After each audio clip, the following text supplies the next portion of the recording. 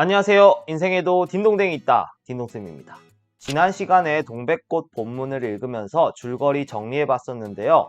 오늘은 활동지를 통해서 좀 더 세부적인 내용을 살펴보는 시간이 될 거예요. 꼼꼼히 본문을 읽는 것이 중요한 이유는 결국 시험 문제는 부분을 가지고 물을 수밖에 없기 때문이에요. 마치 칼로 조각조각 떼어내는 듯한 느낌이 들어 저도 하나하나 작품을 분석하는 걸 썩 좋아하진 않아요.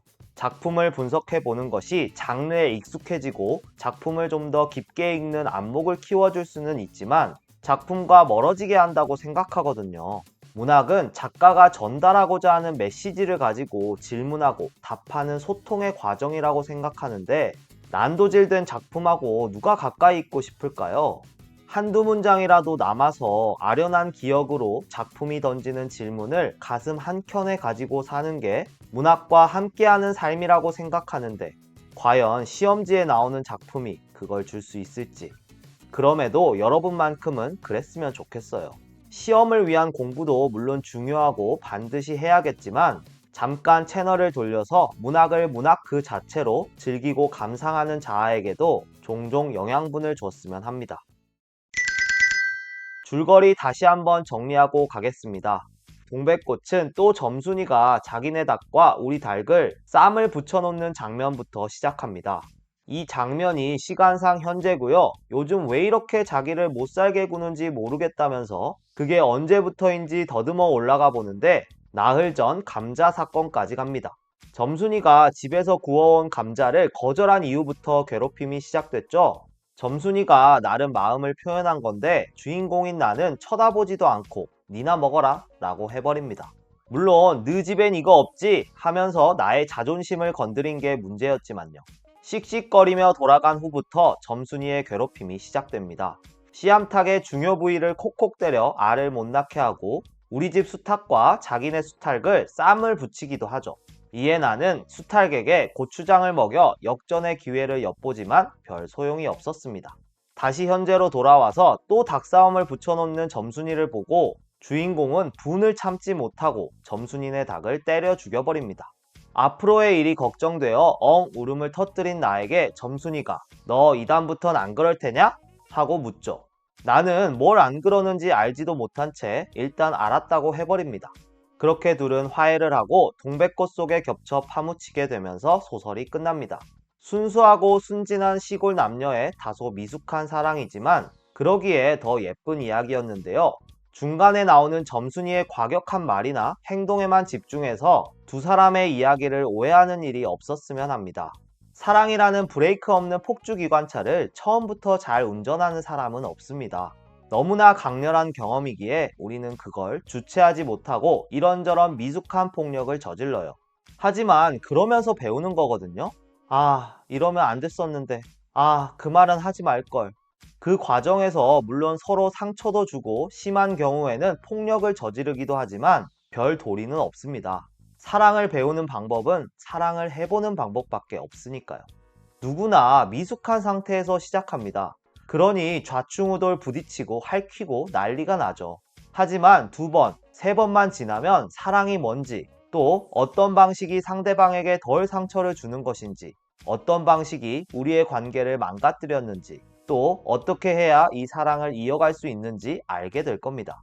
상처받고 상처 주는 게 무서워 아예 사랑을 하지 않겠다거나 하지 말아야 한다는 건 넘어질 게 두려워 자전거에 오르지 않는 것하고 똑같아요. 물론 그럼 넘어져서 다칠 일은 없겠지만 영원히 자전거는 못 배우는 겁니다. 요즘 데이트 폭력이니 이별 살인이니 하면서 무서운 세상이지만 그럼에도 이런 이야기를 하는 이유는 그런 미숙한 형태의 폭력을 옹호하는 것이 아니라 어릴 때 가급적 빨리 그런 관계의 경험을 쌓아서 참혹한 비극이 더 이상 일어나지 않았으면 하는 마음인 겁니다. 그럼 이제 활동지의 질문들을 함께 풀어보면서 본문을 세세하게 살펴볼까요? 1번 점순네 수탉과 우리 수탉의 크기가 대조되는 것은 점순이네와 우리 집의 사회적 땡땡 차이를 암시한다. 점순이네는 마름이고 우리 집은 소작농이었죠. 소작농은 지주에게 땅을 빌려 대신 농사를 짓고 거기서 나온 일부를 소작료로 주는데요. 지금으로 치면 건물주에게 방을 빌려 쓰고 임대료를 내는 거죠. 당시 땅을 가진 부자들은 별로 없었으니 대부분의 농민들은 소작농이었어요. 근데 이제 땅이 넓고 하니까 그걸 다 관리하기가 어렵잖아요. 그래서 중간에 관리인을 두는데 그게 마름이에요. 마름은 지주의 대리인이기 때문에 소작농보다는 지위가 높았겠죠. 둘은 사회적 계층 차이가 있는 거예요. 재밌는 건 점순내 닭과 우리 닭의 크기 차이를 통해 그걸 암시적으로 보여주고 있다는 거죠. 일방적으로 주인공이 점순이에게 두들겨 맞는 구도도 이런 사회적 계층 차이가 자연스럽게 관계 역학에도 반영되어 있는 거죠. 2번, 점순내 닭을 후려칠까 하다가 생각을 고쳐먹고 헛매질로 떼어만 놓은 이유는 1번에서 얘기했던 사회적 계층 차이 때문이라고 볼 수 있겠죠. 소작인의 아들이 감히 어떻게 마름의 딸을 함부로 하겠어요. 그랬다가는 큰일 난다는 걸 주인공도 알고 있기에 분하지만 참는 거죠. 그래서 허공에다가 헛매질만 하는 거예요. 이해됐나요? 3번, 평소 나는 점순이와 어떤 사이였나요? 어느 부분을 보면 알 수 있나요? 171쪽 9번째 줄, 어제까지도 저와 나는 이야기도 잘 않고 서로 만나도 본 척만 척하고 이렇게 점잖게 지내던 터이런만, 이 부분을 보면 알 수 있어요. 평소에 별로 가깝게 지내던 사이가 아니었는데 갑자기 말을 거니까 나도 이게 웬일인가 싶었던 거예요. 물론 점순이는 그 전부터 나를 지켜봤겠죠. 근데 나는 전혀 몰라요. 그래서 좀 무뚝뚝할 수밖에 없었던 거죠. 뭔 꿍꿍이지 싶으니까. 일단 말투부터가 퉁명스럽잖아요. 그럼 혼자 하지 때로 하디? 4번, 잔소리를 두루 늘어놓다가 남이 들을까봐 손으로 입을 틀어막고는 을 통해 알 수 있는 점순이의 심리와 제시 방법은 저번에 중요하게 다뤘고 시험 문제도 낸다고 했습니다. 일단 어떤 상황인지를 봐야겠죠? 처음으로 점순이가 나에게 말을 건 상황이에요. 물론 별로 할 말이 없으니까 잔소리만 늘어놓고 말았지만 중요한 건 잔소리가 아니라 말을 걸었다는 거잖아요. 사실 내용이 중요한 건 아니에요. 남녀 사이의 대화에 있어서. 아시죠? 커플들 만나서 무슨 인문학 얘기하나요? 깊은 성찰을 통해 삶의 새로운 지평을 열고 그래요? 아니죠? 카페 한번 가보세요. 쓸데없는 얘기만 해요. 연예인 누구 마약했네, 어쨌네, 누구 사귄다더라. 그런 소리만 하고 있어요. 그렇다고 그런 것들이 다 무의미한 것이냐? 그건 아니에요. 그냥 두 사람은요, 지금 얘기를 하고 있다는 자체로 서로가 충족이 되는 거예요. 그게 사랑이고요. 아무튼 점순이가 자꾸 이것저것 말을 걸고 있는데 남이 들을까봐 손으로 입을 틀어 막았대요. 어떤 마음이에요? 네, 부끄러운 거예요, 지금. 옛날에는 7살, 8살 정도만 돼도 남녀가 내외를 했어요. 내외는 남녀가 서로 얼굴을 마주하지 않는 거예요. 단둘이 있으면 안 돼요.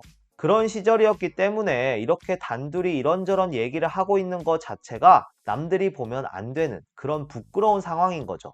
우연히 둘이 있게 돼도 피하는데 일부러 기다렸다가 와서 말을 건다?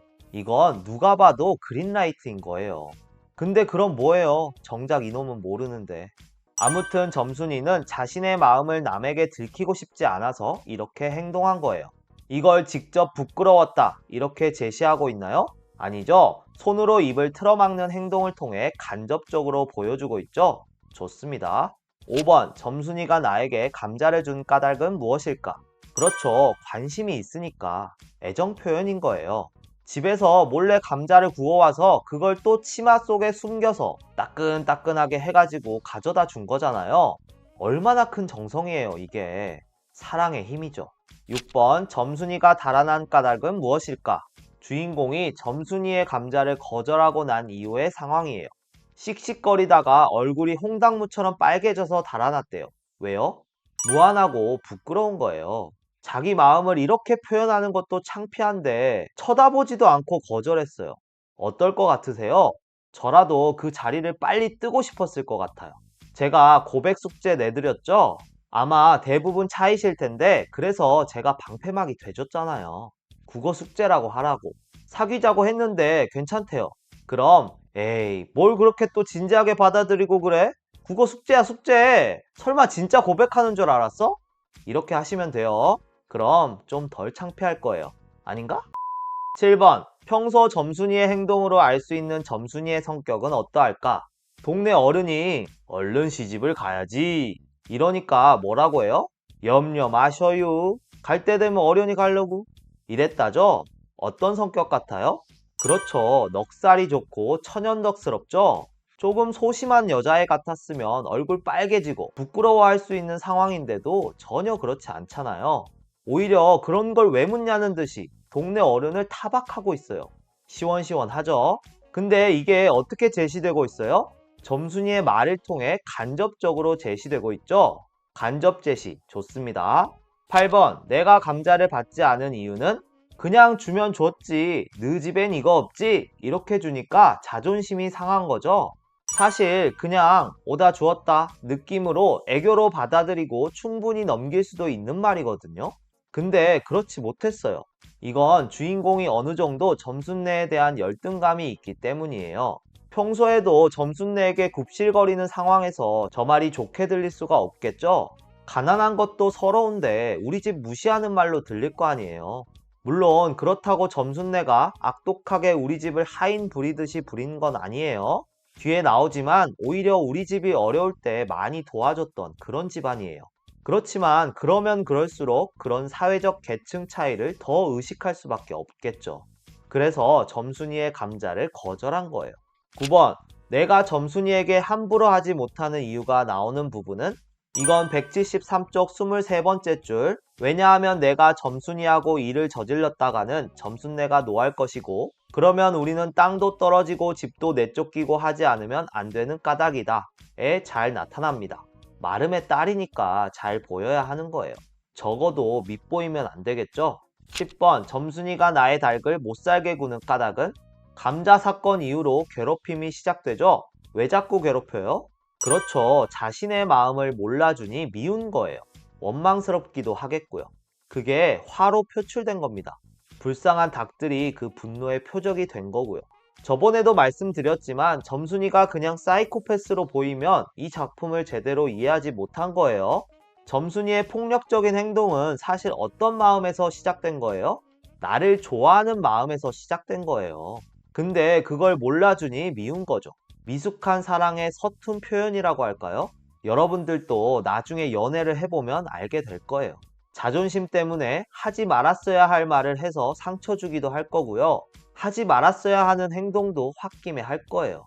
결과적으로만 보면 상처를 주고 폭력을 행사한 거니까 잘못이고 그런 건 사랑이 아니라고 얘기할 수 있겠지만 아니에요. 사랑입니다. 미숙하고 서툴 뿐이지 사랑이에요. 그리고 그렇게 배우는 거예요. 서로 상처 줘가면서. 참 모순적이죠? 하지만 삶의 진실은 이렇게 늘 역설적이랍니다. 사랑과 폭력을 별개로 생각하면 이 삶의 진실은 영원히 못 깨닫는 거예요. 오히려 사랑 안에 폭력성이 내포되어 있다고 이해하는 게 정확할 거예요. 사랑은 폭력이에요. 뭔가 이상하죠? 근데 사랑하는 사이에서 행해지는 것들을 잘 살펴보면 굉장히 폭력적이라는 걸 알 수 있습니다. 어디야? 오늘 뭐 먹었어? 굉장히 세심하고 따뜻하게 들리는 이 말을 사랑하는 사람이 아니라 내가 싫어하는 사람이 했다고 생각해 보세요. 얼마나 끔찍해요. 소름 돋죠? 사랑하는 사이기 때문에 그 폭력과 부담을 기꺼이 껴안고 용인하는 거예요. 때때로 낭만적으로 포장도 되고요. 하지만 그 행동들 자체만 떼어놓고 보면 절대 아니죠. 폭력이에요. 이런 사랑과 폭력의 모순적인 관계를 이해하지 못하면 점순이를 이해할 수 없을 거고요. 또 사랑을 이해하지 못할 거예요. 아직은 조금 어렵죠? 나중에 다 알게 될 겁니다. 아무튼 점순이 사이코패스 아닙니다. 사랑에 서툰 어느 시골의 순진한 여자일 뿐이에요. 11번 나는 왜 점순이네 집에 들어가지 못했을까? 소장농의 아들이니까 마름의 집에 함부로 들어갈 수 없었던 거겠죠? 주인공이 재밌는 게 점순이의 마음은 전혀 눈치 못 채면서 주변 눈치는 엄청 봐요. 들어가서 점순이와 한판 붙으려다가도 누가 볼까봐 못 들어가잖아요. 한번 사방을 돌아보고 아무도 없는 거 확인하고서도 혹시나 하는 마음에 밖에서 울타리만 치고 있어요. 근데 이런 사람 꼭 있죠? 평소에 보면 너무 똑똑하고 일도 잘하고 그러는데 연애는 못하는 사람. 그런 거 보면 인간에게는 여러 지능이 있는 것 같아요. 지능이 높다고 다 잘하는 게 아니라 분야별로 다른 지능이 있는 거죠. 그러니까 지금 공부 좀 못한다고 너무 걱정 마세요. 분명히 여러분에게도 높은 부분이 있을 거니까요. 12번 점순이의 괴롭힘에 대항하기 위해 내가 꾀한 것은 고추장을 먹여보죠. 쌈딱들에게는 고추장을 먹인다는 얘기를 어디선가 들었나 봐요. 고추장을 먹이면 속에서 불이 나면서 불닭이 되겠거니 뭐 그런 생각으로 먹인 것 같아요. 어때요? 좀 많이 떨어지죠? 나의 순진하고 어리석은 모습이 엿보이는 장면입니다. 13번 점순이가 나 들으라고 웃는 까닭은 고추장을 먹이고 처음에는 우리 닭이 곧잘 싸워요. 한 번은 점순이네 수탉의 대강이에 피도 내죠. 신나서 자기 엉덩이를 치면서 잘한다, 잘한다 하는데 결국 어떻게 되죠? 점순이네 닭이 화가 났는지 더 사납게 쪼니까 얼마 못 가 골골대게 됩니다. 그러니까 이제 점순이가 더 깔깔거리면서 웃는 거예요. 약 올리려고. 둘이 지금 서로 약 올리려고 난리인 거예요. 결국 나의 닭이 지는데 그걸 또 고추장이 부족해서라고 생각해요. 그래서 더 먹입니다. 아픈 애한테 더 고문하고 있는 거예요. 이 정도면 사실 동물 학대인데 애는 참 착하단 말이죠. 아무튼 점순이네 닭한테 머리 찢어지는 것보다는 낫다는 생각으로 들이부어요. 아주 끔찍한 사랑이죠. 근데 결국 시들시들해져 버립니다. 14번 과거 회상이 나타나는 부분과 다시 현재로 돌아오는 부분을 찾으시오.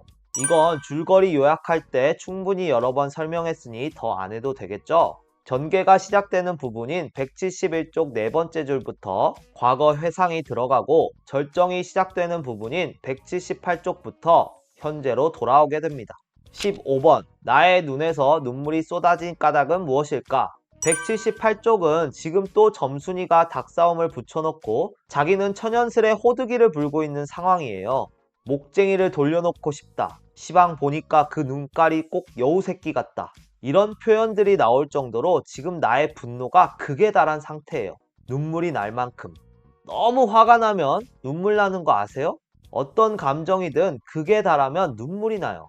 슬플 땐 당연하고 너무 행복해도 눈물 나고요. 너무 화가 나도 눈물 나요.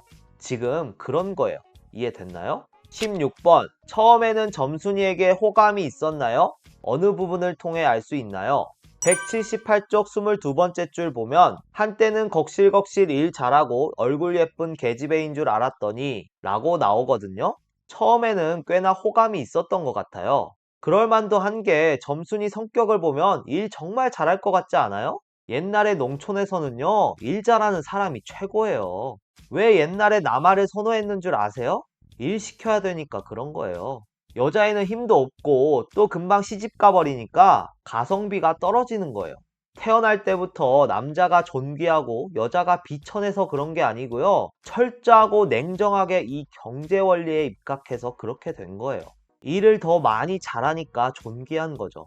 농촌 공동체는요, 그렇게 돌아가요. 차갑죠? 지금처럼 애 한둘 있으니까 따뜻하게 귀하게 키우지. 옛날에는 7, 8씩 낳았는데 신경을 써도 뭐 얼마나 쓸 수 있겠어요? 벼처럼 자연이 알아서 키우게 뒀지. 옛날에는 지금처럼 이렇게 과하게 자식에게 사랑을 쏟지 않았어요. 자식은 그냥 집안 경제에 도움이 되는 일손 정도의 의미밖에 없었어요. 근데 어떻게 보면 슬픈 거죠. 17번 점순이의 말에 담긴 의미는 무엇일까요? 그럼 너 이다음부턴 안 그럴 테냐? 물론 주인공은 뭔 소린지도 모른 채 안 그렇겠다고 그래요. 근데 사실 이 말은 무시무시한 말이었죠? 무슨 뜻이었어요? 앞으로 내 마음 거절 안 할 거지? 즉, 내 마음 받을 거지? 더 나아가 내 마음을 받아라. 이런 뜻이에요. 안 받으면 어떻게 돼요? 큰일 나는 거죠? 이거는 거의 협박이에요. 을사조약 비슷한 거예요. 불평등 조약이죠. 나는 지금 그게 뭔지도 모르고 체결하는 거예요. 멍청함의 대가가 꽤나 큰 거죠. 불쌍합니다. 마지막 18번입니다. 알싸한 그리고 향긋한 그 내음새에 나는 땅이 꺼지는 듯이 온 정신이 그만 아찔하였다. 이 부분이 의미하는 바는 무엇일까요? 두 사람이 이제 이성에 대한 감정을 어렴풋이 알게 되는데 그 느낌을 감각적이고 문학적으로 표현한 거예요. 예뻐요. 근데 그거 아세요? 여기에는 동백꽃이 없다는 거? 동백꽃은 빨간색이에요. 그리고 겨울에 펴요. 소름 돋죠? 그럼 소설에 나온 노란 동백꽃은 뭐죠? 두 가지 정도로 해석을 해볼 수 있어요. 첫 번째는 강원도에서는 생강나무를 동백나무라고 부르는데 노란 생강나무 꽃을 동백꽃이라고 한 거죠.